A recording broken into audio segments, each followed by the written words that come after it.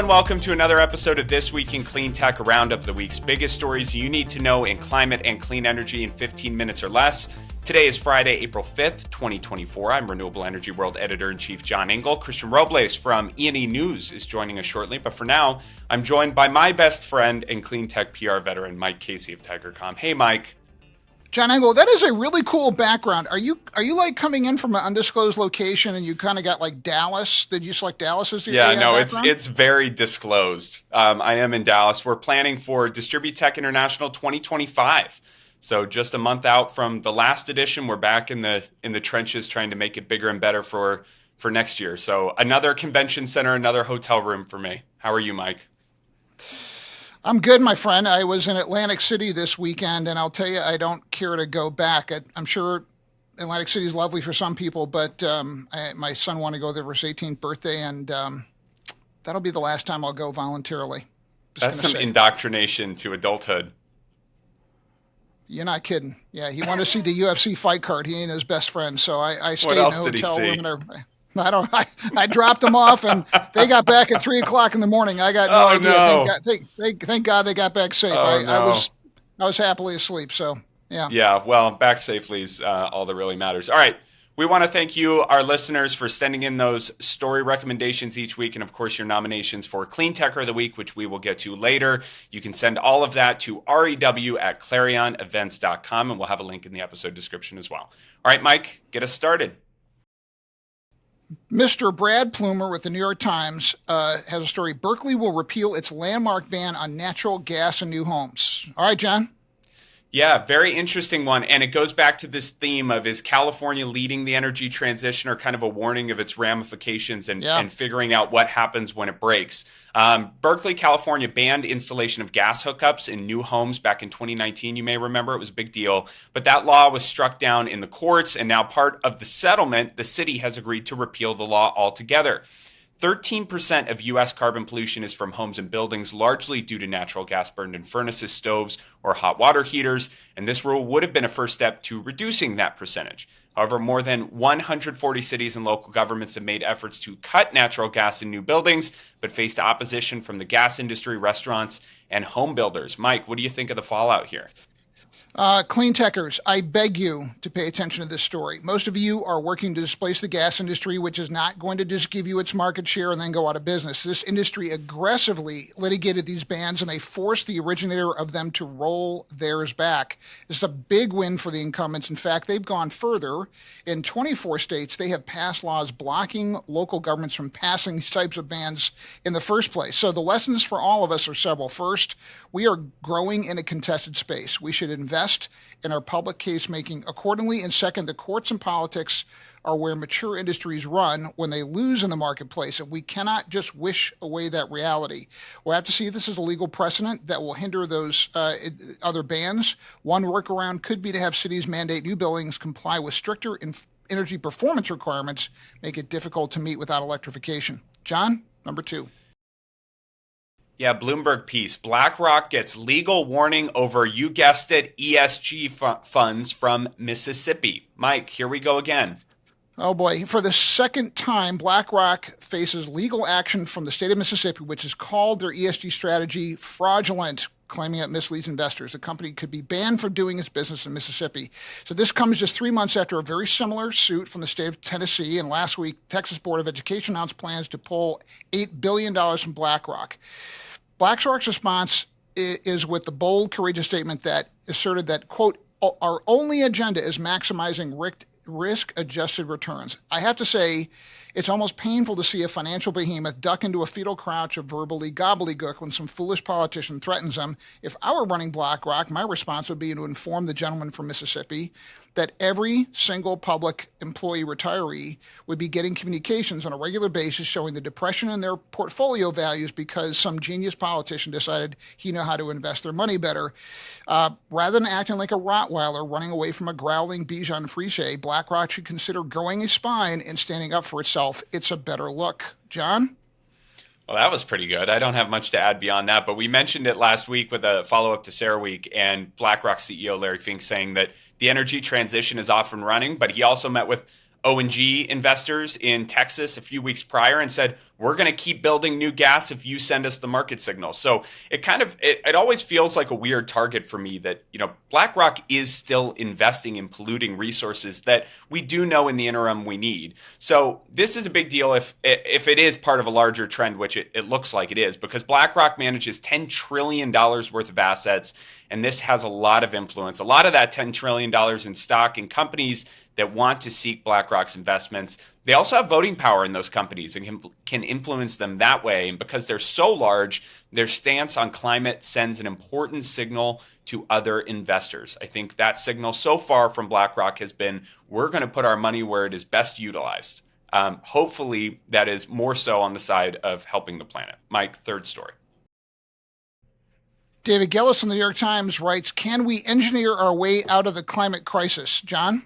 This one is canon This Week in Cleantech content, Mike, and something right up your alley. But most of the tech we cover on this show offers ways to power our world without burning fossil fuels. Some of it is far out, in my opinion, but we like to talk about it anyway. But there's this whole other category of climate tech aiming to not just stop the damage, but actually reverse it by removing carbon that's already in the atmosphere. Icelandic company Carbfix has a DAC project powered by geothermal to pump 36,000 metric tons of CO2 out of the atmosphere annually. That's the largest in the world. And then Occidental Petroleum plans to build a DAC project in Texas, so that's direct air capture, that will capture 500,000 metric tons of CO2 annually, a project 10 times larger. There are a few arguments against this, and we've talked about this quite a bit, Mike. For one thing, it's a lot more expensive to pull a ton of CO2 out of the atmosphere than prevent it from getting there in the first place. And some argue innovation like this will provide an excuse to continue burning fossil fuels for longer. Mike, your thoughts? I have to say that I'm beginning to change my view of carbon capture and even geoengineering, which we'll get to in the next story. Even at this point in your life. No, I'm just kidding. Cheap shot alert. That All was right. Pull out your pen. I'll give you one. I'll give you one button press for that one. All right. Get it? Oh, there it is. All right, go on. Sorry. All right. Here's the thing. We're falling behind where we need to be to stave off the worst of global climate destruction. And despite the best efforts of people who watch and listen to us, I still think we want to focus on the basics. And if you want to do carbon sequestration, let's do biochar, because if you cut energy waste, if we cut solar soft costs, then your next thing to do is biochar. It has multiple benefits, and it was pioneered by Brazilian families several thousand years ago. But the worse things get, the more the worst case solutions come into focus as viable options. And even if we get to net zero, we'll be pretty far in the pollution hole, unfortunately. So I think this means that geoengineering and carbon capture have moved from a science experiment to a break glass option, and we should be developing them more quickly. The more likely it is that we're going to have to break the glass. John, the fourth story. Yeah, and it follows those lines. This one from Politico. NOAA, the agency, not the ship captain, gets dire warning about solar geoengineering. You like that one? I just came up with that. I thought I'd try it out for size. You are incredibly witty this week, my friend. I got to say, you are in full power wit. Look at you complimenting me right after I drag you in the previous story. All right, Mike, what'd you think of this one? So zooming in on one of the technologies we're just describing, this is about solar geoengineering, and we're already dealing with the deadly effects of increased heat waves due to climate today. And so some companies want to spray aerosols in the atmosphere to reflect sunlight away from the planet, mimicking the effects of a volcanic eruption to temporarily cool down certain areas. But studying geoengineering has proven quite difficult. The risk can include ozone damage or weather pattern changes. So doing it locally to cool down one place could have a negative effect on other places, causing geopolitical problems. This looks like just a big bushel full of headaches. But John, what do you think?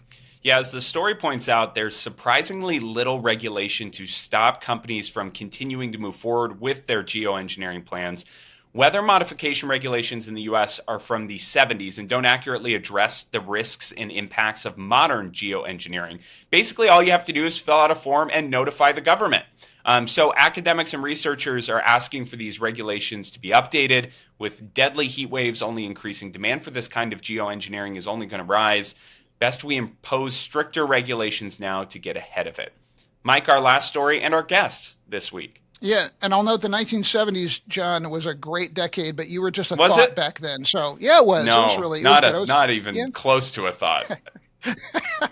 And I appreciate All you for right. pointing that out. You were calling me old before we started recording this, and Christian and I are both far younger than you, with your All right. sage wisdom, Mike. But anyway. I will bring adult supervision to this youth fest here. Christian Robles from E&E News titled wrote a story with "How do you ensure hydrogen is clean? Treasury rules draw fire." Christian Robles, welcome to the show. And we like to always ask this question: if people haven't read the story yet, what's the big takeaway in your view? Yeah, Mike, John, thank you guys so much for having me. And if I had to summarize what the story is really about the difficult line that Treasury is going to have to draw here when it considers final regulations for the hydrogen tax credits created under the Inflation Reduction Act. So, on the one hand, Treasury is going to have to create rules that ensure that hydrogen production is clean, right? That it's not emitting a ton of carbon, and that the hydrogen that's actually getting tax subsidies is low emitting or zero emitting. So that's one thing. The other thing that Treasury has to consider is just creating rules that industry wants to see to have to sort of build up and produce hydrogen fuel. That's a point of controversy that industry has really brought up quite heavily during the comment period and at the IRS hearing last week. So there's really two things that Treasury has to consider here, and it's not going to be easy. And Christian, the way I understand it, that the big sticking points on this, and this is like the last major shoe to drop from the Inflation Reduction Act, too. We've been waiting years for this kind of guidance, and it's been a real back and forth. It's additionality. You need to build new clean energy sources to power these plants, not just link up to a PPA or a virtual PPA for that matter. Hourly matching, so that your source of power is still clean and not just spread out over an annualized basis, and then regionality, so that source of power is somewhat close and can be justified as being delivered to the project. We can't really count electrons and track them that way, but having it closer to load is supposed to have a better climate impact. Help me understand the fault line here and who's on which team, because anyone I meant, Mike's in DC. NextEra was buying millions of dollars of ads like 6 months ago. I was listening to comedy podcasts that was talking about call your legislator and tell them you want, a hydrogen rules that help support the industry. It was crazy. It was really crazy to see it go mainstream like that. So who are the players here, and what should we be following? Yeah, definitely. I want to start by saying this isn't really an industry slash environmental issue. I don't think that's the fault line to draw here. But I would say generally most of the industry, probably 70-75%, is on the side of for we need more relaxed rules. We need exceptions for additionality. We need exceptions for hourly time matching. So I want to say like three quarters of the industry, but about 25% of the industry, plus a lot of environmentalists, and then a couple academics as well, are on the side of the three pillars as is are good, they're necessary, and the rules that some in the industry are pushing for will undermine climate goals. So I would say that's the breakdown, at least from my perspective. Yeah. Christian, you ended the reporting for this piece with what thoughts about the future of green hydrogen? Because I must say, as many of these stories we follow here, I'm left a little confused about where things are going, I got to say. Yeah, definitely. I think that's a fair question. And honestly, the $1 million question for the industry right now. Uh, Whether or not green hydrogen takes off, it really depends on who you ask. You'll hear thousands of different answers. So I'll start with sort of the more optimistic take and then give you the more pessimistic take that I'm hearing. On the optimistic side of things, of the companies in the industry that are for the three pillars, right? I'm talking air products, I'm talking electric hydrogen, high store, those companies. EDPs in that mix too. Yeah, I believe so. So those companies, they say that with the current rules that have been drafted with Treasury, they have 50 gigawatts worth of electrolyzer projects planned or ready to go, like that they can make them happen. They're interested in them. So what that means in terms of like amount of clean fuel, that's about 6 million metric tons of clean fuels, of clean hydrogen fuel. For context, the Biden administration has this goal of 10 million metric tons of clean hydrogen fuel produced every year by 2030. So that's a good amount, right? If you're optimistic about sort of where the hydrogen industry is going, the green hydrogen industry to be exact, that's a good sign. Then there's also news from the Department of Energy. There is hundreds of millions of dollars allocated for electrolyzers. The Department of Energy says that can unlock another 10 gigawatts of green hydrogen projects, which is about another 1.3 million metric tons of clean hydrogen fuel. So from that perspective, it sounds like the green hydrogen industry is doing well. You have all these projects coming online, companies are interested, there's funding coming in. It's a very rosy picture. On the other hand, if you listen to some of the other folks in the industry who are threatening to cancel projects, saying that projects will have to scale back, that was something I heard quite a bit at this IRS hearing, then the outlook for the green hydrogen industry isn't so good. So really, there's a difference of opinion here, and who's telling the truth versus who's not is really remains to be seen. Ultimately, we need to see what 45V looks like and how companies actually respond, because at the end of the day, actions speak louder than words here. Well, John, I think we're about out of time. We need to go to our Cleantecher of the week, but I think we're agreed that Christian needs to stay on the green hydrogen beat and sort this out for us. I got to say. Figure it out, and when you're done, go over to Rooftop Solar and tell me what's going to go on there, because these are the two topics where we can't rack our brains. I gave you your opinion last week on Rooftop Solar. Like it. All right. This week's Cleantecher of the Week goes to Bill Weihl, transitioning from ClimateVoice's co-executive director to the role of founder and chief strategic advisor. ClimateVoice leverages corporate influence from climate-positive companies to win policy battles. So congratulations to Bill on this next chapter. Yeah, Bill Weihl, awesome guy, totally labored in the vineyards on this one and built a great organization, so well-deserved. I want to thank our guest, Christian Robles, our wonderful producer, Brian Mendez, Claire Quirin, and Alex Peterson for gathering these stories. Yeah, and make sure to send in that feedback, your story recommendations, and nominations for Cleantecher of the Week at rew@clarionevents.com, and we'll have the links to all of the articles we discussed this week, including Christian's, in the episode description. All right. See you guys next. Well, see you, Mike, next time. Maybe we'll just bring on Christian every week because we have these outstanding questions we can't figure out. Yeah, he's out. He's like, no thanks. All right. Bye, guys. All right. Take care, Al. Bye now.